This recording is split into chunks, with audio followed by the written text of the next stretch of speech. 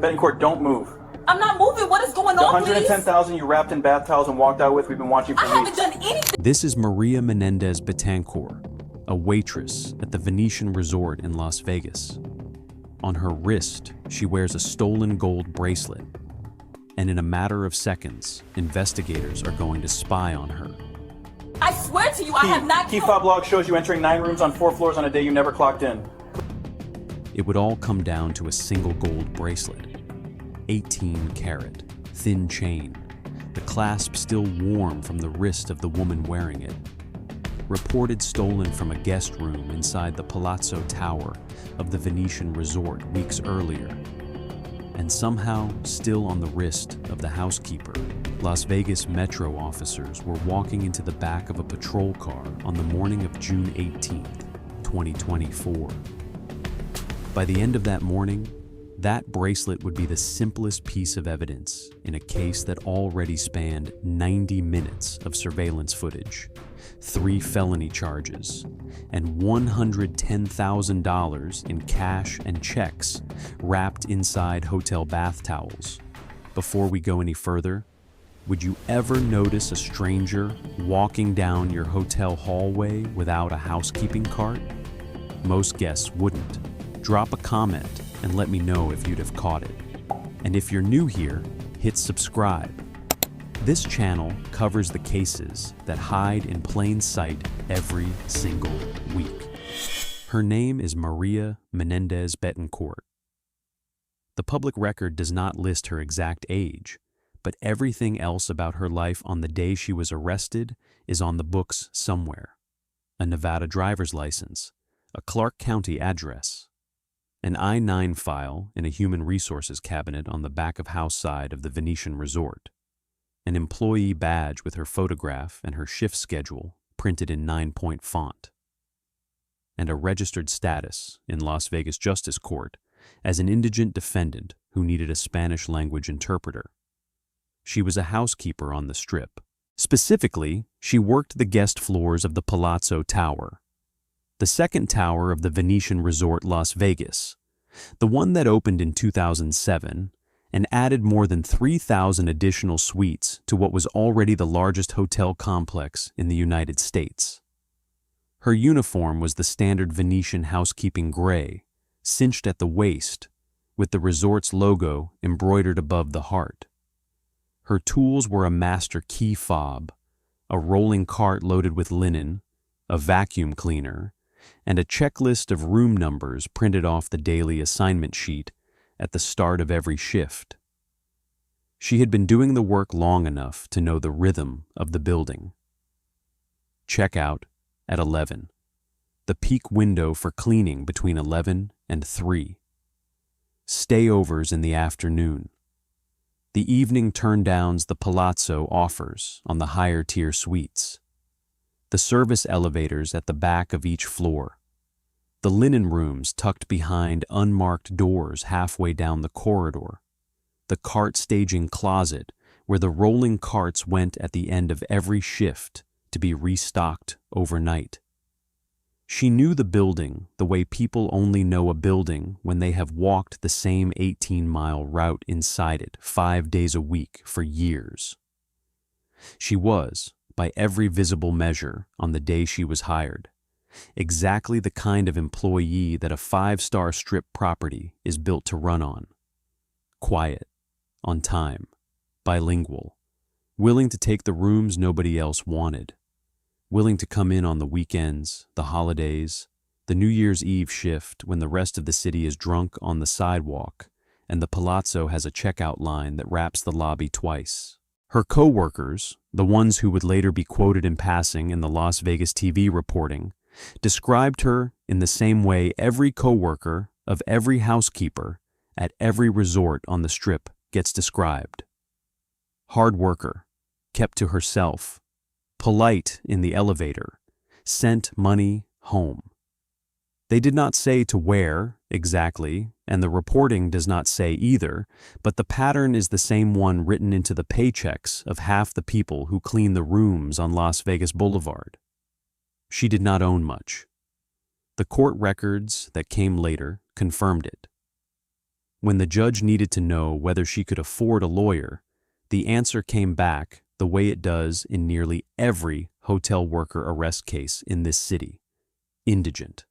No assets to speak of, wage income, rent, utilities, a used car, the kind of financial footprint that fits onto a single page in a probable cause filing and tells you everything about the gap between the strip a tourist sees and the strip the people cleaning the toilets actually live in. That gap is the first thing you have to understand about this case, because everything that happened in the Palazzo Tower in early June 2024 happened on top of it. Not on top of greed, exactly. Not on top of grievance. Not on top of any of the comfortable narratives that get pasted over strip employees who steal from guests. On top of a paycheck cleaning rooms where the guests sometimes left more cash on the bedside table than she would earn in a month. She had been a housekeeper at the Palazzo for years. She had cleaned thousands of rooms. She had handed in wallets, watches, passports. The lost and found shelf at the back-of-house cage on her floor still had her initials on a dozen entries. That is not a small detail. That is the entire frame.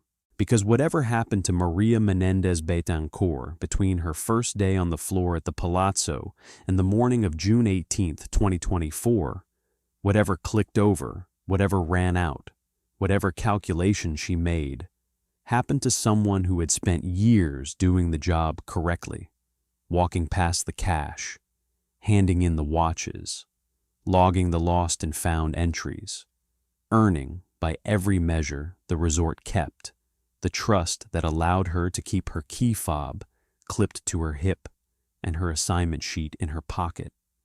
The Venetian gave her that trust because the Venetian had to. A building with 7,000 guest rooms cannot function any other way. Every employee with a fob is, in a real sense, holding the building open. The fob is the trust. The fob is the building's nervous system. The fob is what made the next 90 minutes possible. To understand what happened on the morning of June 18th, you have to understand how a strip resort actually works on the back-of-house side. Not the marble lobby, not the canals, not the gondolas. The part of the Venetian the guests never see. The Palazzo Tower has, by published figures, around 3,000 suites spread across more than 50 floors. Each guest room door is a magnetic strip and RFID lock manufactured by one of two vendors that dominate the high-end hospitality market. Every time the door is opened, the lock logs the event, the time, down to the second, and the credential that opened it: guest key, master key, engineering key, housekeeping fob, manager override. Every entry is time-stamped, every entry is attributable, and every entry sits in a database on a server in the back-of-house side of the building that hotel security can pull at will. The same is true of the corridors. The Palazzo has more than 1,000 cameras across its towers, and on the guest floors the coverage is dense. Both ends of every corridor, both elevator banks, every stairwell door, every back-of-house door that connects the public corridor to the service hallway. There is no part of the guest floor route that is not on a camera, and every camera feeds into a recording system that holds video for weeks. Then there are the assignment sheets. Every housekeeper, at the start of every shift, prints a slip showing which rooms she is responsible for that day. Floors, room numbers, status codes, stay over, check out, do not disturb, VIP. The system that prints those sheets logs the print event, the user account it was printed from, the floor assignments by name, and the time clock in for the shift it corresponds to. If you do not clock in, you do not get an assignment. If you do not get an assignment, you have no reason to be on a guest floor. This is the architecture. This is what the brochure does not show you.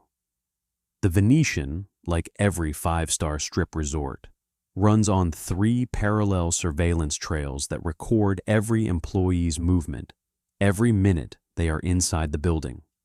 The door log, the camera log, the shift log. 3 trails, 3 databases, 3 sets of timestamps, all tied to the same employee badge number. For the people who work inside it, the system fades into background noise. You stop noticing the cameras after the first month. You stop thinking about the fob log after the first year. The surveillance is so total that it becomes invisible. The kind of constant that you forget is constant until the moment somebody pulls the recordings and lays them on a desk in front of you. That is what Maria Menendez Betancourt forgot. Not that the system existed. She knew it existed. Every housekeeper at the Venetian knows it exists. She forgot what it would look like when it was used. The first incident on the public record happened in early June 2024. A guest staying at the Palazzo Tower reported to hotel security that her room had been burglarized. More than $8,000 was missing. Cash, court documents would later say, though the original reporting does not break out exactly what else may have been in the take. A gold bracelet was among the items lost. An 18-carat chain, thin, with a clasp the guest could describe in enough detail that it ended up listed in the incident report alongside the missing cash. The Venetian's in-house investigators did what in-house investigators at a strip resort do when a guest reports a room theft. They pulled the door log. The lock told them what they needed to know. The room had been opened during a window when the guest was out of the suite by a housekeeping master fob. The fob was issued to Maria Menendez Betancourt. The problem, the one that took the investigation from a routine fob log pull into something hotter, was that on the day in question, Menendez Betancourt was not assigned to that floor. Her assignment sheet for the day had her on a different tower, working a different block of rooms. She had no scheduled reason to be on the floor where the missing money room was located. No service call, no reassignment, no overtime cover, nothing on the system that put her there. That is the moment the case opened, not the moment the guest reported the theft. The moment the door log spit out a name and the assignment sheet contradicted it. Hotel investigators did the second thing they always do. They pulled the camera. The camera showed Menendez Betancourt walking down the corridor on a floor she was not assigned to, on a day she had no reason to be there, and stopping at the door of the room that would later be reported burglarized. The video does not, in the early reporting, show what happened inside the room. It does not need to. The door log shows the door opening on her fob. The camera shows her opening it. The guest's $8,000 and her gold bracelet are gone. That was the first incident. Now here's the part that matters. The Venetian had her. They had her on the log. They had her on the camera. They had a missing money report and a guest willing to swear out a statement and an assignment sheet that proved she was on a floor she should not have been on. The case was, by any normal measure, closed before it had begun, and nothing happened, not immediately. This is not unusual. Strip resort theft cases, the ones that don't involve guests in serious financial distress or a celebrity-level loss, can take weeks to move from the in-house investigations team to the Las Vegas Metropolitan Police Department. The Venetian has its own security force, its own investigative process, its own internal review. The wheels turn. The case file sits on a desk. Meetings are scheduled. The decision to refer for criminal charging is made at a level above the floor supervisor tier. So the case sat. The bracelet sat with it. Wherever it was, in a drawer, in a jewelry box, on a wrist, it sat. And during the days the case file sat on the desk, Maria Menendez Betancourt kept showing up for work, punching in, drawing her assignment sheet, cleaning her rooms, clocking out. And then, on a day the records will eventually pin down to the hour, she did not show up. The shift was scheduled. Her name was on the Manning chart. Her assignment was waiting at the printer, and she did not come in. No call-in, no swap, no coverage. On any other day, at any other resort, that is a routine no-show. The supervisor reassigns the rooms, makes a note for HR, and the shift continues. But this no-show happened during the second week of an internal investigations case that had her name on it. And the same back-of-house systems that had logged her into the first burglary were still watching for her name. She did not show up for her shift. And then she did show up at the property. The camera caught her walking in through an employee entrance. She was not in uniform. She was not pushing a cart. She did not stop at the time clock. She walked straight past the employee staging area and into the guest tower. And then she did something that, in retrospect, would become the centerpiece of the case the district attorney's office would later draft. She activated her key fob.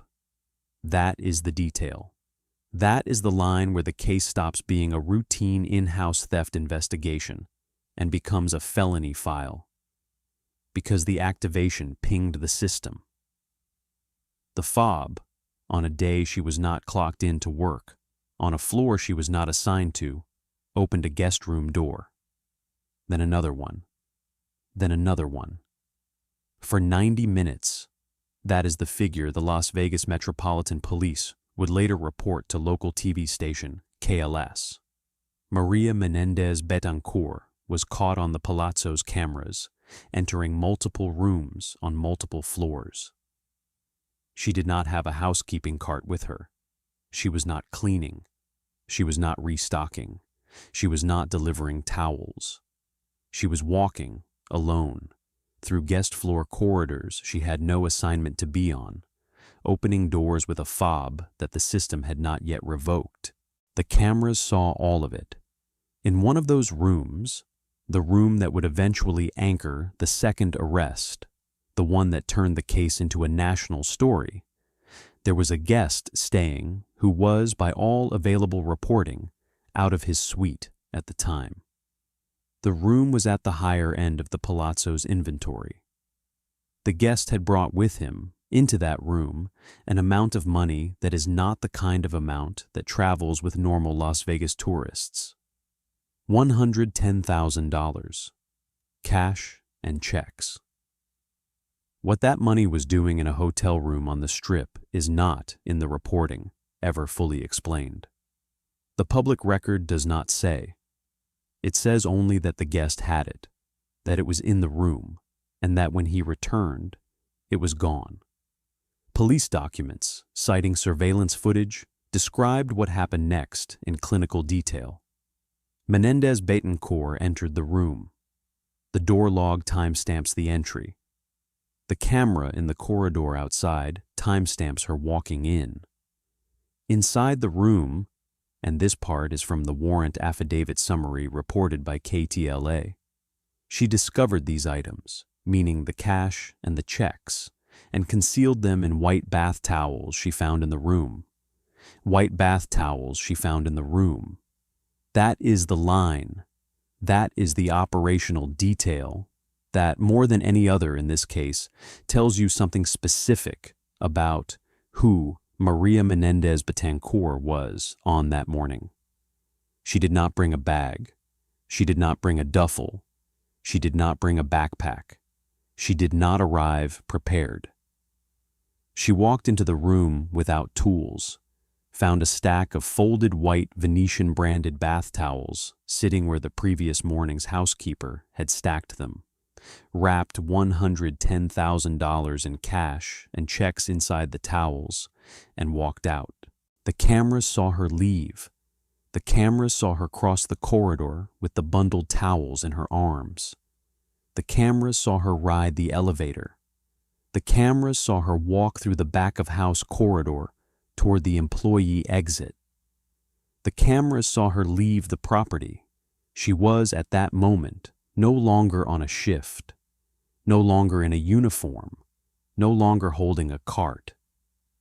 She was, by every legal definition that would matter to a Nevada prosecutor, a former employee committing an active burglary on the property of her former employer with a key fob that had not yet been deactivated and clothes that did not match anything she had ever worn at work, and she was wearing the bracelet.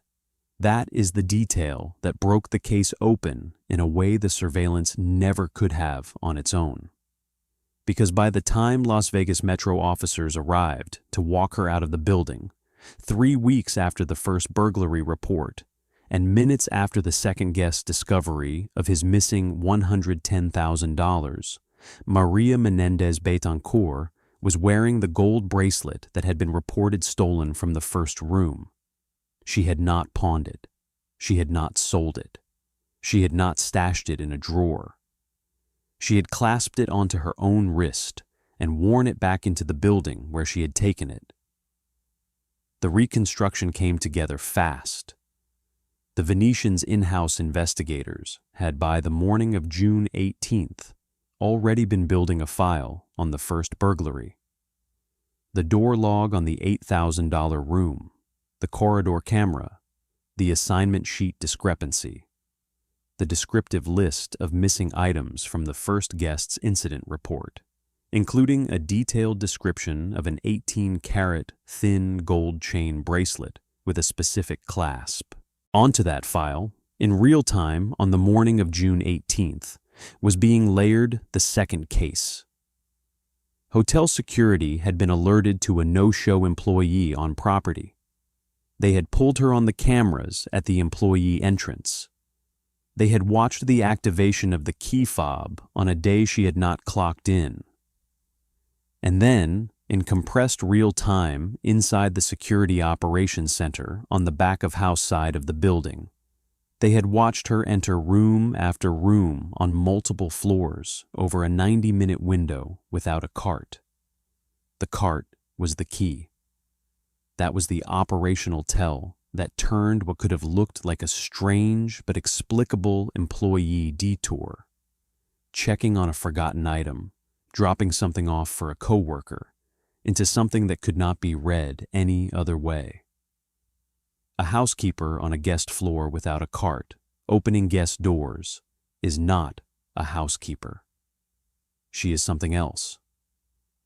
By the time the guest in the $110,000 room returned and reported his loss, the security team already had her on camera entering his floor, already had her on the door log opening his door, already had her on the corridor camera leaving with what the surveillance now suggested were the towels from the room rolled into a bundle in her arms. LVMPD was called. By the time the officers arrived at the property, Menendez Betancourt was being detained by hotel security in a back-of-house holding area. The bracelet was on her wrist. The bracelet description in the first burglary report matched. The officers took photographs. They took her statement. They walked her out of the building in handcuffs. That was June 18th, 2024. What happened next was less dramatic and more thorough. LVMPD continued the investigation. Detectives went back through additional theft reports from the property over the preceding weeks. Door logs were pulled across more rooms. Camera footage was reviewed across additional dates.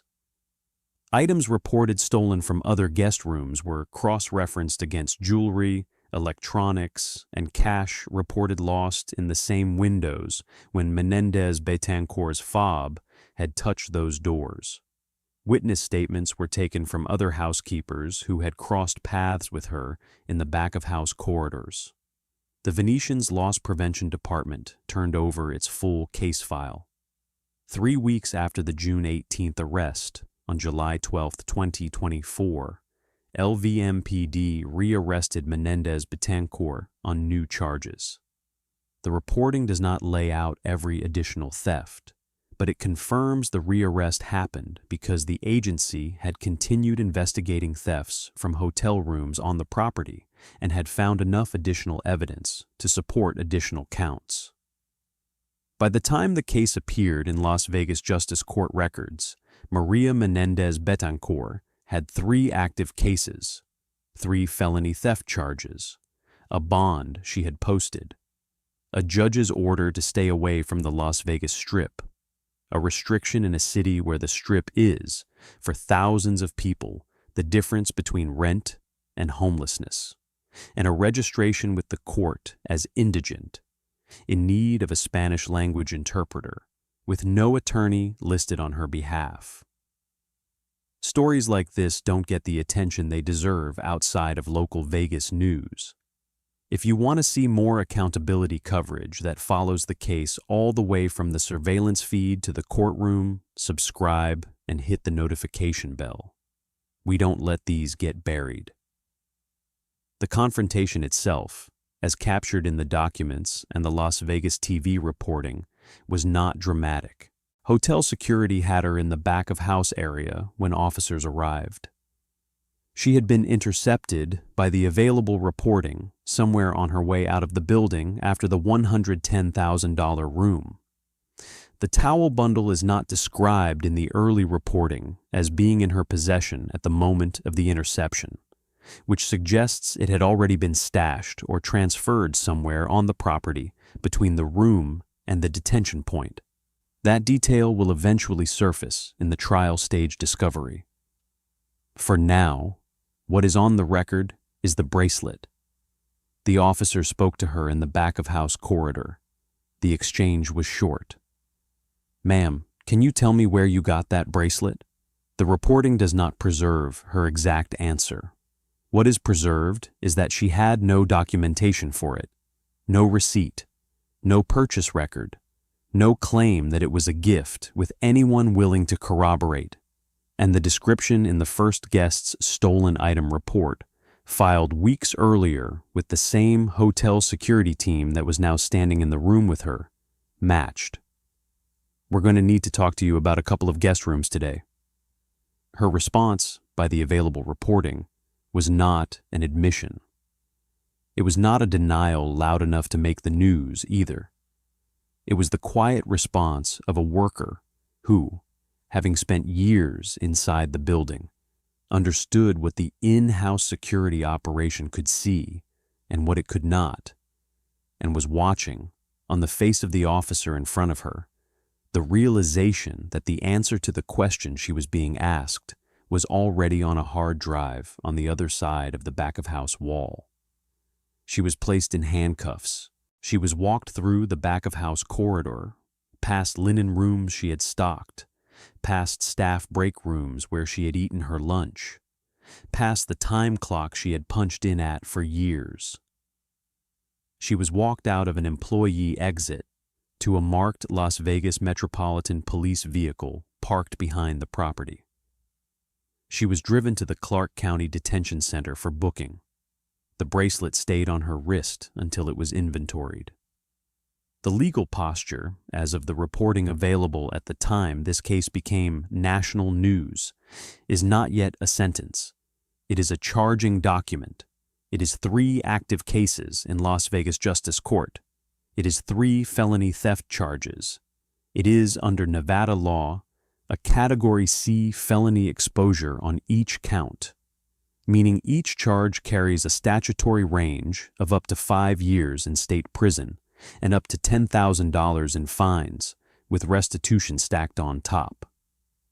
Multiple Vegas local outlets, working from the bond and charging documents, have noted the combined statutory exposure across the 3 cases reaches as high as 15 years and $30,000 in fines on the upper end, if all counts run consecutively and at the statutory maximum. That is the ceiling. The floor and the actual outcome will be decided in plea negotiations that, as of the available reporting, had not yet produced a plea. She posted bond. The judge ordered her to stay away from the Strip. She registered with the court as indigent. She listed her need for a Spanish-language interpreter. The case records do not show an attorney representing her at the bond stage. She is no longer employed at the Venetian. Per the reporting from local Vegas outlet Vegas Luck, her termination was processed. Her badge was deactivated. Her fob was killed. Her name was removed from the property's employee database. The strip stay-away order is, in its own way, the heaviest of the immediate consequences. In a city where housing is built around proximity to Las Vegas Boulevard and where the largest single employer cluster is the resort corridor, telling a Spanish-speaking hospitality worker she cannot set foot on the strip is functionally the same as telling her she cannot work in her industry. Every other casino hotel on the strip employer screens against LVMPD records the same way the Venetian does. The job market is closed. The replacement job market in housekeeping at off-strip extended stay hotels and motels pays a fraction of what the strip pays. The first guest got her bracelet back. Police inventoried the gold chain at the booking stage on June 18th and returned it to its owner through the Venetian's loss prevention department. The second guest's $110,000 in cash and checks, the figure that drove the national reporting, was, by the available reporting, partially recovered from the property after the arrest. The exact recovery breakdown between cash, checks, and outstanding restitution is not on the public record. What is on the public record is everything that was on the back-of-house cameras and in the door lock logs and on the assignment sheets the Venetian's investigators turned over to LVMPD. Every door opened, every corridor crossed, every floor visited, every minute of the 90-minute window between the moment Menendez Betancourt walked into the property on the morning she was not scheduled to work and the moment hotel security stopped her before she could leave. The architecture caught her. But the architecture is not what closed the case for the officers on the curb on the morning of June 18th. The architecture was the long version.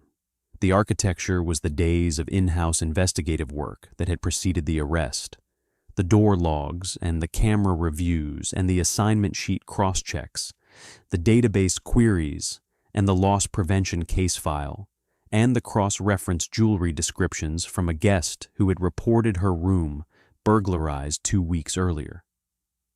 The short version was simpler.